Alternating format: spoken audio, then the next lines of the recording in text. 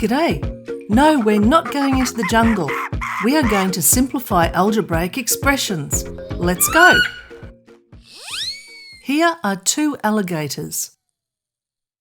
We can write that in algebra.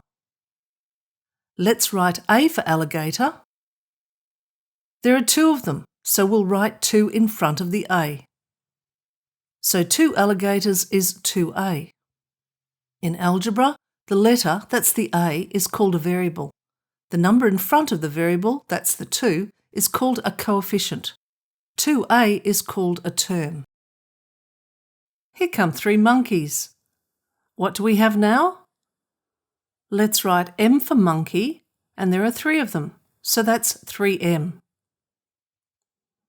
In algebra, the letter, that's the M, is called a variable. The number in front of the variable, that's the 3, is called a coefficient. 3M is called a term. Altogether, there are 3 monkeys and 2 alligators. That's 3M plus 2A. In algebra, we usually write these in alphabetical order, like this. Another monkey drops in. That's 1M. In algebra, we just write M because there's only one. The monkeys or the M's are like terms that can be added. Altogether, there are 4 monkeys and 2 alligators. That's 2A plus 4M. We have just simplified an algebraic expression using addition. Let's do some more. Here are 2 alligators and 3 birds. That's 2A plus 3B. One bird flies away. That's 2A plus 3B minus B. What is there now? 2 alligators are still there, but there are only 2 birds now. That's 2A plus 2B. We just simplified this algebraic expression using subtraction. Here are 6 frogs. In algebra, we write 6F. Let's divide them into 2 equal groups. There are 3 frogs in each group. Now let's write that in algebra. 6F divided by 2 is 3F. We just simplified this algebraic expression using division. In this example, there are 4 groups with 2 birds in each. That is a total of 8 birds. Let's write that in algebra. 2b multiplied by 4 is 8b. We just simplified this algebraic expression using multiplication. Here are 1 alligator and 2 frogs. Here are another alligator and 2 frogs. Altogether, that's 2 alligators and 4 frogs. Let's use algebra to write this. 1 alligator and 2 frogs is 1A plus 2F. Remember that we don't write the 1 in front of the A because there's only one of them. So that's A plus 2F.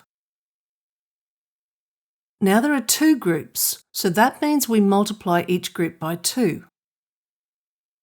To show that A plus 2F is in a group, we use parentheses. Now we multiply that by 2 like this. So A plus 2F in parentheses multiplied by 2 is 2A plus 4F. Now we'll do some harder examples. 2F minus 3F. If the letter F represented a frog, then 2F minus 3F doesn't make sense. How could you start with 2 frogs and take away 3 frogs? Well, this is because the letter F is not a frog. We did that as an introduction, but F really represents an unknown number. In this example, 2 minus 3 is negative 1.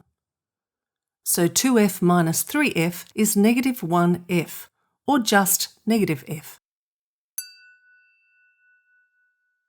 Let's simplify 2A plus 3A squared plus 4A. The like terms that can be added are 2A and 4A to make 6A. So the answer is 6A plus 3A squared. The reason that a and a squared are not like terms that can be added is that a represents an unknown number. Imagine that a is the number 5. That means that a squared must be 5 squared or 25. A does not have the same value as a squared, so we cannot add them. AB plus BA. In algebra, there are invisible multiply signs between the A and the B. AB means A multiplied by B. BA means B multiplied by A. Consider that A represents a number and B represents a different number. For example, A could be the number 2 and B could be the number 3. AB equals 2 times 3, which has a value of 6. BA equals 3 times 2, which has the same value of 6. So AB is the same as BA. They are like terms and can be added. AB plus BA is 2AB. Remember that we usually write the letters in alphabetical order. 2A multiplied by 3B. Remember that in algebra, there are invisible multiply signs between coefficients and variables. That's between the numbers and the letters. So there is an invisible multiply sign between 2 and A. There is also an invisible multiply sign between 3 and B. To simplify, we multiply the coefficients, that's the numbers. 2 times 3 is 6. Then we multiply the variables, that's the letters. A times B is AB. So the final answer is 6AB. What about 2A multiplied by 3A?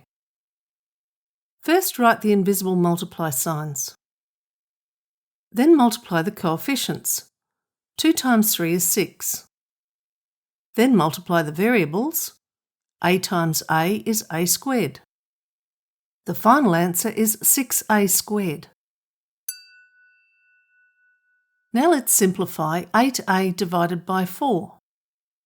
First divide the coefficients. 8 divided by 4 is 2. The answer is 2A.